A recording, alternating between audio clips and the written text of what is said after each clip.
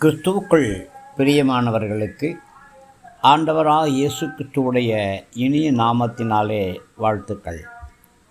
இந்த நாளின் தியானத்திற்காக நாம் எடுத்துக்கொண்ட வேத பகுதி சங்கீதங்களுடைய புஸ்தகம் 59வது சங்கீதம் 16-17 வசனங்கள். நானோ உம்முடைய வல்லமையை பாடி காலையிலே உம்முடைய கிருபையை மகிழ்ச்சியோடு புகழுவேன்.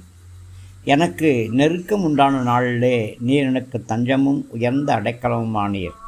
17ஆம் வசனம். என் பெறனே உம்மை கீர்த்தனம் பண்ணுவேன். தேவன் எனக்கு உயர்ந்த அடைக்கலமும் கிருபையுள்ள என் தேவனுமாயிருக்கிறார்.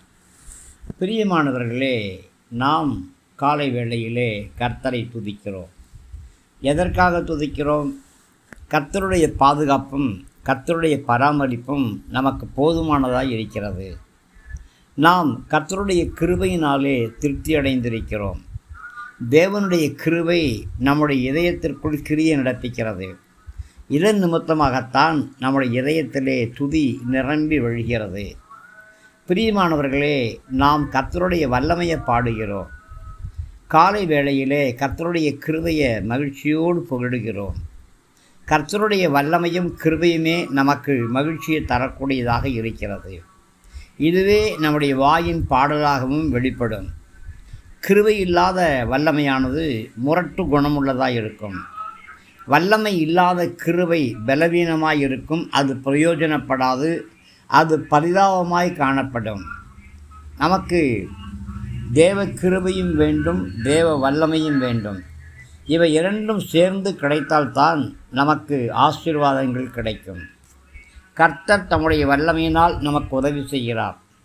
தம்முடைய கிருபையினால் நாம் இன்னும் அதிகமாக உதவி செய்ய வேண்டும் என்று விரும்புகிறார். கர்த்தருடைய பரிசுத்தவான்கள் கர்த்தருடைய வல்லமையும் கிருபையும் நினைவுகூர்ந்து அவர் எப்பொழுதுமே துதிக்க வேண்டும். நமக்கு நெருக்கம் உண்டாகக்கூடிய நாட்களிலே கர்த்தர் தான் நம்முடைய தஞ்சம். அவர்தான் நம்முடைய உயர்ந்த அடைக்கலமாய் இருக்கிறார். கர்த்தரே நம்முடைய பெலன். இதன் நிமித்தமாக நாம் கர்த்தரை அதிகமாய் கீர்த்தனம் பண்ண வேண்டும். தேவனே, நீர் என்னுடைய உயர்ந்த அடைக்கலம் என்று சொல்லி அவரை மகிமைப்படுத்த வேண்டும். கர்த்தர் நமக்கு கிருபையுள்ள தேவனாய் இருக்கிறார் என்று சொல்லி நாம் கர்த்தரை கீர்த்தனம் பண்ண வேண்டும். காலைதோறும் கர்த்தருடைய கிருபைகள் புதியவைகளாக இருக்கிறது தானே. பல சமயங்களிலே கர்த்தர் நமக்கு தஞ்சமாக இருக்கிறார். வேறு யாரையும் தஞ்சமாக அண்டிக்கொள்ள முடியாத சூழ்நிலைகளிலே கர்த்தரே நமக்கு தஞ்சமாக ஆபத்து காலத்திலே அனுகூலமான துணையாக இருக்கிறார். உயர்ந்த அடைக்கலமாக இருக்கிறார். யோசித்து பாருங்கள், எத்தனை ஆபத்துக்கள் பிழைப்பேனோ என்று எண்ணக்கூடிய அளவுக்கு ஆபத்துக்கள். படுக்கையிலே அப்படியே கிடையாய் கிடந்து விடுவேனோ என்று எண்ணக்கூடிய ஆபத்துக்கள். ஆனால் இவைகள் எல்லாவற்றின் நடுவிலும் கர்த்தர் தம்முடைய அன்பு கரத்தை நீட்டி நம்மை சுகப்படுத்தினார், பலப்படுத்தினார், ஆதரவாயிருந்தார், உயர்ந்த அடைக்கலமாயிருந்தார். நெருக்கம் நமக்கு வந்த எல்லா நேரங்களிலும் அந்த நெருக்கத்திலிருந்து கர்த்தர் நமக்கு வழி விசாலத்தை உண்டு பண்ணி கொடுத்தாரே. நெருக்கத்திலே கர்த்தரை நோக்கி கூப்பிட்டேன் என்று தாவீது சொல்கிறபடி நம்முடைய நெருக்கமான காலகட்டங்களிலே நாம் கர்த்தரை நோக்கி கூப்பிடுகிறோம் அல்லவா? அப்பொழுது கர்த்தர் தாமே நம்மை பாதுகாத்து வருகிறார்.